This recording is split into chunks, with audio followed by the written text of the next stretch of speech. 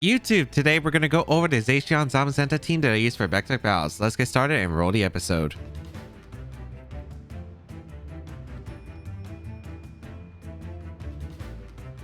So why Zacian and Zamazenta? It's a highly requested duo from the comment section, and Zamazenta was a Pokemon that didn't really get to shine in the early restricted series when there was only one restricted allowed, because usually you wanted that restricted Pokemon to have more offensive pressure, and Zamazenta was way more of a supportive restricted in a format where there's two restricteds. And both of these Pokemon have some pretty crazy moves with Behemoth Bash and Behemoth Blade. I thought it would be pretty cool to feature it, especially with the coaching and wide guard support that Zamazenta can use. And it is really appreciated with the Kyogres and Calyxes that have been going around. So I decided to use a really cool team that features both of their strengths, and this is what I came up with. So how was the team formed? Well, it started off with Zacian and Zamazenta as the duo, and since both of these Pokemon can Dynamax, I would really like a Dynamax user that could take advantage of the coaching from Zamazenta, because I didn't want Zacian to be the only Pokemon that took advantage of the coaching, as well as a Pokemon that could really support both of these restricteds. And I thought Assault Vest Thundurus makes a lot of sense, because with coaching I can boost up the defense of Thundurus, while Assault Vest can allow Thundurus to take special attacks, and Defiant is just so good with Zacian and Zamazenta, scaring away those intimidates, providing airstream support. Thundurus just seemed like a no-brainer on this team. The next Pokemon I decided to add was a Gastrodon, and the reason I decided to add Gastrodon is because I felt like this team was just really weak to Regieleki, as Regieleki could really just outspeed these Pokemon and go for a big max lightning, and it would do a ton of damage, especially if they were Life Orb, and I just couldn't outspeed them. Even with like an airstream from Thundurus, the only Pokemon that could really outspeed is Zacian, and a lot of Regieleki teams usually have some form of speed control like Tailwind, so it wasn't really going to help out. So I needed a Pokemon that was immune to electric, and I thought Gastrodon was pretty nice, as well it helped out against Kyogre. It was a good switch in and just gave me a lot of utility, so I added Gastrodon to the team. The next Pokemon I decided to add was a Pokemon I felt like I wanted to outspeed other Zacian, because I felt like Zacian, depending on how fast they were, if they were Jolly, it was going to be a little bit difficult to handle. I wanted a Pokemon that could always threaten Zacian as well as be pretty fast. So I looked at the list and I thought, you know what? Darmanitan makes a lot of sense, because Darmanitan can knock out a Zacian even through Intimidate. It's actually a pretty good chance, and Flare Blitz just does so much damage. I can U-turn for positioning to get like coaching stuff, and I felt like, oh, that makes a lot of sense. Like I could lead Darmanitan plus Zamazenta, for instance, U-turn out, and then get a coaching support onto like Thundurus or Zacian, and then afterward I could get like a second coaching off potentially if they don't expect it. And I felt like that was pretty nice. I also liked having Rock Slide as just a coverage, because I felt like this team might have struggled a little bit against Rotom Heat and Charizard, so just having that little bit of damage output I felt like was pretty valuable. Darmanitan proved to be really effective, especially against a lot of Calyrex plus Zacian teams, where I was usually able to chip away, stall out usually a form of Tailwind most of the time, and then I would be able to revenge KO with Darmanitan Flare Blitz and clean up in the end game a lot of the time. So for the last slot, I knew I wanted something that could help out against opposing Gastrodon, because opposing Gastrodon could be really difficult for my team to damage. So I knew I wanted a grass type. I didn't really like Rillaboom or Amoonguss in theory, because the problem with Rillaboom is I have way too many physical attackers, so I didn't really like the idea of having Rillaboom, as it would bring 5 physical attackers, and I kind of wanted a bit more balance in that case. And also, I didn't really like it adding a triple fire weakness to my team when I already have a triple ground weakness as well.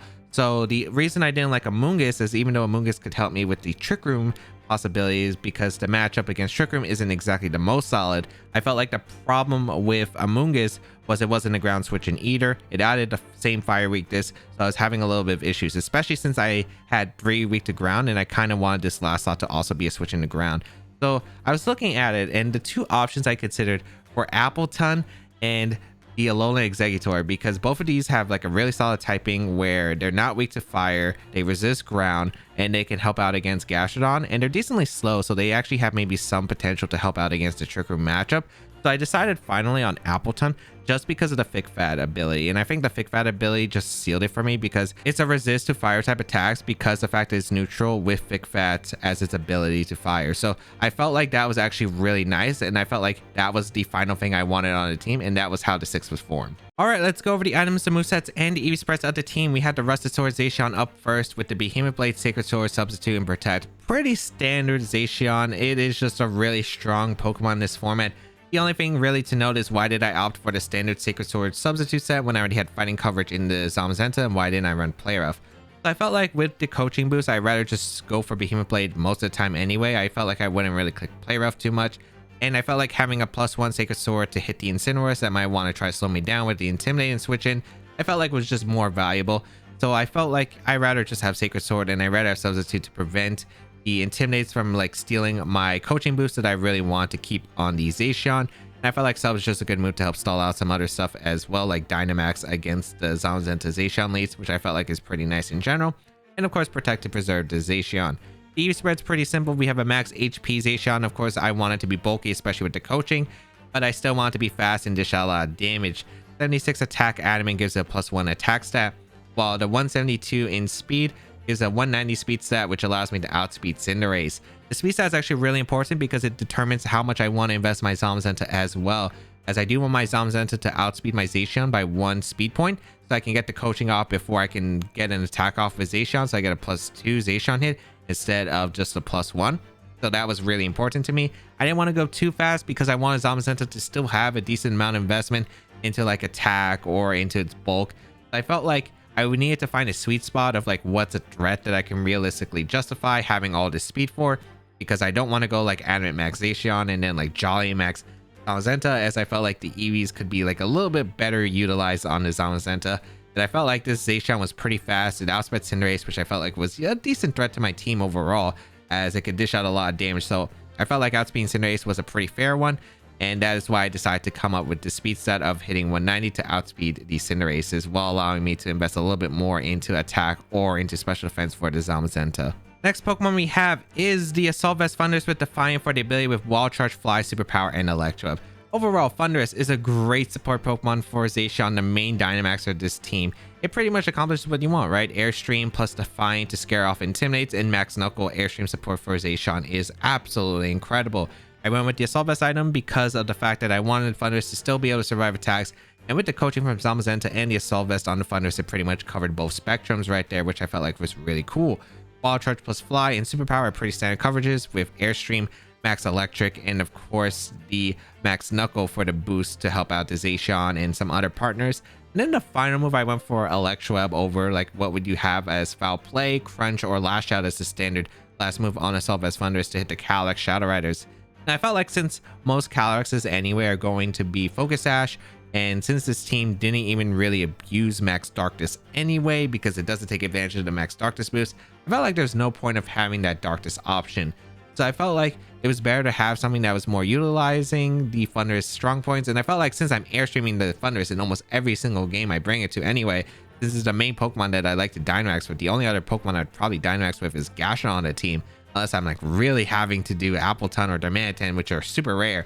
I felt like, you know what, I'm going to probably get like a lot of airstream boosts. I can take advantage of Thundurus and go for Electrowebs. And then I can bring in Zacian. If it hasn't gotten a speed boost, it allows me to outspeed the Regieleki after going for Electroweb onto it, and I felt like that was pretty nice in general. So for the EV spread, I knew I needed to go Jolly Max Speed because Thundurus is such a common Pokemon in this metagame. So you need to at least have a speed tie in most cases, as it does come down to sometimes how Thundurus mirror and who gets the airstream off can be a really big difference.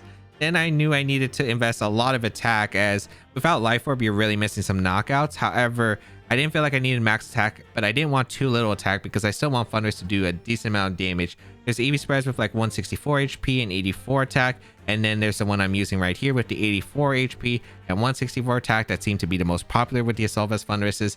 I felt like, okay, I kind of want a bit more attack, and with the Assault Vest and with coaching covering the physical defensive spectrum, I felt like, you know what, I think this Thundurus should still be able to survive most attacks while dishing out a good amount of damage to where I think I'm comfortable with, as I'm not going to like get all the knockouts I want, but I'm not going to miss all the knockouts, I feel like, because it's, I think, a good balance there. So that is the Thundurus set, and I feel like it did pretty well when I was using it. Next up, we got the Choice Scarf Darmanitan with the Sheer Force ability with Flare Blitz, Earthquake, U-Turn, and Rock Slide. Overall, Darmanitan was fantastic when I was using it. It exactly did what I want to accomplish. It just outsped Zacians and really threatened those teams where it was like fast Zacians, and I would be able to Flare Blitz threaten them. I'd be able to get U-turns off so I could like set up a coaching situation.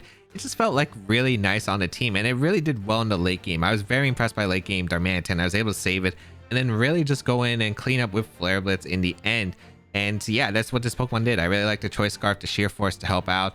Flare Blitz, Earthquake, U-turn, Rock Slide. The coverage is exactly what I wanted really on the team. I originally had Bulldoze on the Darmanitan, And my idea was like I could lead Darmanitan and Thundurus, and if they lead like Caloric Zacian lead, I could go for Bulldoze into Airstream. But that didn't exactly work out like I wanted to, because Sheer Force does prevent the Bulldoze. You might have noticed that I did have Bulldoze like once or twice, and then I didn't figure it out until I finally clicked Bulldoze, and I'm like, oh, that doesn't work. So I ended up switching back to Earthquake, which actually did help me in quite a few cases. So I'm very happy that I changed to Earthquake anyway. But yeah, that was the initial idea. But overall, even without that Bulldoze strap for the Thundurus, I felt like it was still really nice to have. Just a way to threaten those Zacians. It pretty much gave me the coverage. Rock Slide was really nice for Charizards and Rotom Heats. Even though I don't think I faced any, it just was like a good thing to know that if I do face one of those Charizards or Rotom Heats out there, which gave my team quite a bit of struggles, I felt like, you know, I'll have an option for that. So EV spread here, I went with an EV spread that was 220 attack, 220 speed, Jolly. Now, this allows me to outspeed Choice Scarf Timid Kyogre 100% of the time with my Choice Scarf Darmanitan. I felt like I was going to do some calcs, so I calced some stuff with Zacian, and I don't know why I really calced max attack Adamant Zacian, but yeah, that's what I ended up calcing for. And this Darmanitan is always able to live a Behemoth Blade or a Sacred Sword for max attack Zacian. So even though it's really uncommon, I just really liked having that option. And then I went with the remaining into attack, which was still pretty high as I didn't need much investment to live the Zacian attack. And that's what I ended up going with. And I felt like, yeah, it was pretty good. The thing I kind of missed was the fact that it did change a few of the calcs where -1 Darmanitan can knock out a Zacian. But I was like, what situation is going to happen more? And surprisingly, I felt like, yeah, it was going to be the one where Darmanitan might have to live a hit. And yeah, it actually did come into play. So yeah, it just really depends on preference. I don't think it's necessary to have the extra bulk, but it's just nice knowing that if I do face a Zacian, I'll always just live an attack unless it is the close combat set. But a lot of them do run Sacred Sword recently. But I do think it was pretty nice to know as insurance. Next up, we have Zamazenta with Behemoth Bash, Close Combat, Wide Guard, and Coaching. Overall, this Pokemon wasn't that great in the single restricted series. I feel like just having a support restricted wasn't that great here. But with 2 restricteds, it can make quite a bit of a name for itself because you have room for an extra restricted. It's just really nice. The moveset with Wide Guard and Coaching and Howl are really great support moves for the partners, and I felt like it was really nice on this team as well. I have Behemoth Bash and Close Combat, of course the 2 stabs, and sometimes you'll see Snarl on the Zamazenta. I was thinking about it, but I felt like I definitely wanted Bash because it helps out against Dynamax Pokemon where it does the 2 times damage.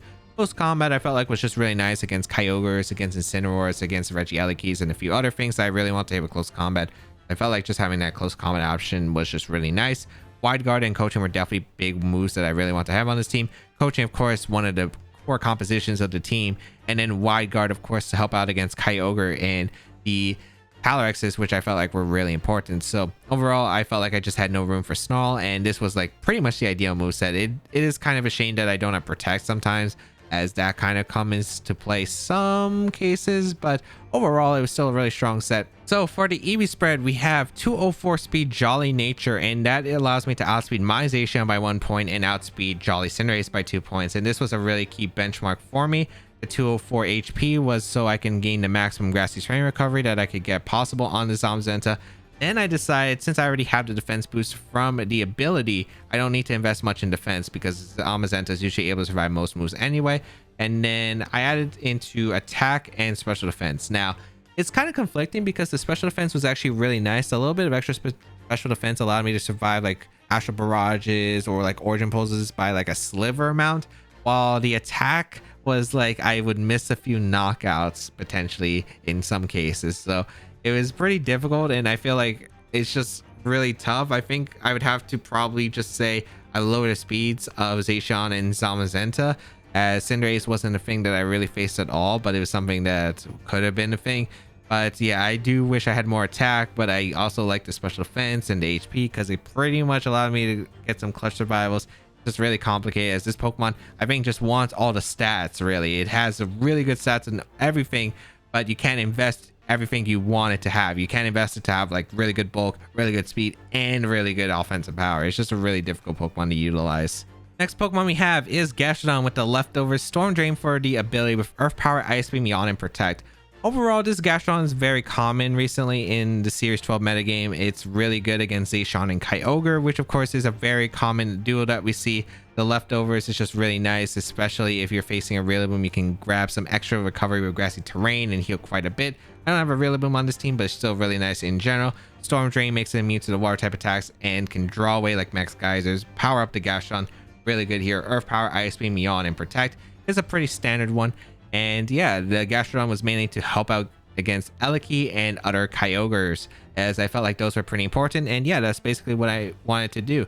And I didn't think I needed a water move on this team. I liked having Ice Beam because in case I face like a Landispherian, having that Ice Beam was actually just really nice to hit the Landispherian. So Ice Beam I felt like was better coverage than just having the water move.